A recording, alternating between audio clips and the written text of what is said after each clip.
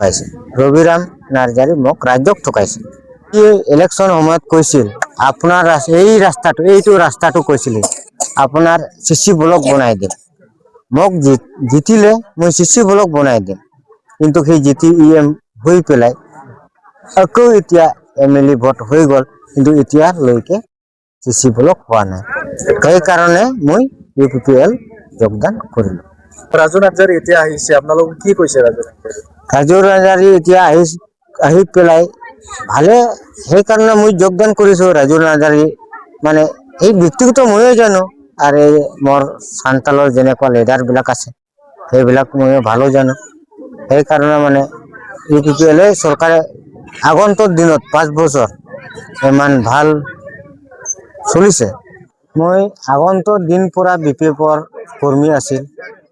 BPF-ৰ কৰ্মী মানে যে দতমা 2 নং সমষ্টি যেনেকুৱা ৰবিৰাম নাৰ্জাৰী আছিল সেইকাৰণে মই বহুত কামো কৰিছো আৰু বহুত কষ্টও কৰিছো।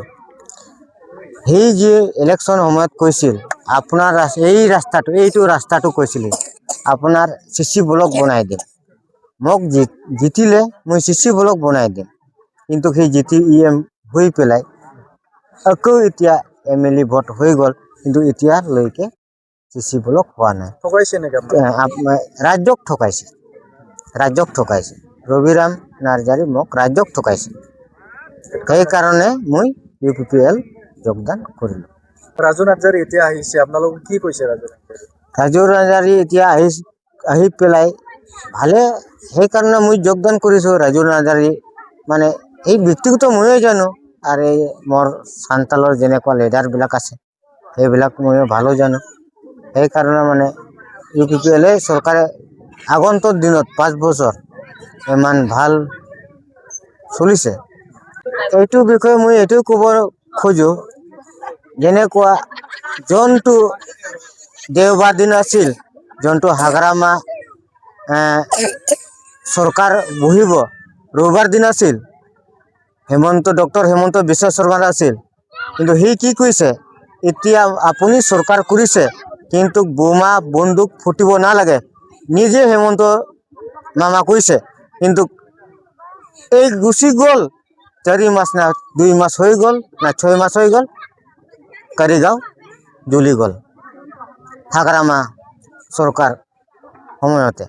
তেনেহ'লে হাগ্ৰামা চৰকাৰ এনেকুৱা যদি হয়, হাগ্ৰামাতো বিশ্বাস হেৰাই গ'ল। 2 লাখ টকাটো পাইছে না পোৱা নাই?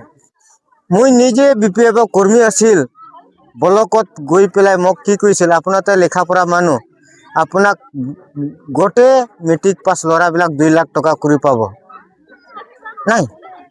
ঠকাইছে নেকি? ঠকাইছে। প্ৰমোদ বড়ো চৰকাৰৰ সময়ত কেনেকুৱা আছিল, এতিয়া কেনেকুৱা? না, প্ৰমোদ বড়ো সময়ত চৰকাৰত এই ৰাস্তাটো যে এতিয়া চেন গ্ৰেভেল, আগত ইমান কাদো আছিল, প্ৰমোদ বড়ো চৰকাৰত এই চেন গ্ৰেভেল মানে কামটো হৈ গৈছিল, এতিয়া ৰাস্তা ভাল। কিন্তু সেই BPF চৰকাৰে কি কৈছে এইটো চেন গ্ৰেভেল লগাইছে, মই চিচি ব্লক লগাই দিম, কিন্তু কাম আৰ কি কৈছিল এইটো নিজে কৈছিল ৰবিৰাম নাৰ্জাৰী, মই যদি কাম নকৰিম মোক ভোট আৰ দিব নালাগে। ৰবিৰাম আহি পিনে যদি কয় এইটো ৰাস্তাটো চিচি ব্লক কৰি দিম বুলি ক'লে কি ক'বা? এইটো আগতে নিজে কথাটো শেষ কৰি দিছে না, আৰু কি আৰ এইটো কম, আগতে শেষ কৰি দিছে। এতিয়াতো ভোট খুজিব আহিব আপোনাৰ তাতে, কি ক'ব? এতিয়াতো 9 দিনৰ ভিতৰত না 12 দিনৰ ভিতৰত এইটো কৰিব নোৱাৰে না, এইটো কৰিব নোৱাৰে। এই বিশ্বাস মই চালো আৰ কৰিব নোৱাৰে। নাৰ্জাৰীক আমাৰ ভাল, আৰ হিয়ে ভোটে দি দিম।